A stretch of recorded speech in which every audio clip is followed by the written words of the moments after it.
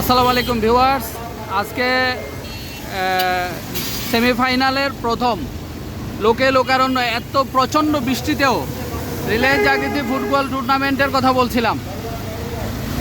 হাটহাজারী পার্বত্য উচ্চ বিদ্যালয় মাঠ লোকে লোকারণ্য, ছাতা নিয়ে, কেউ ব্যানার মাথায়, কেউ পলিথিন মাথায় দিয়ে হাটহাজারী পার্বত্য উচ্চ বিদ্যালয় মাঠ কানায় কানায় পরিপূর্ণ।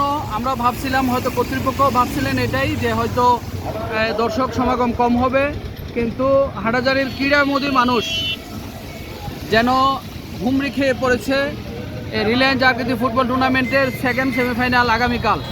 দেখা যাক রেজাল্ট কোথায় গিয়ে দাঁড়ায়।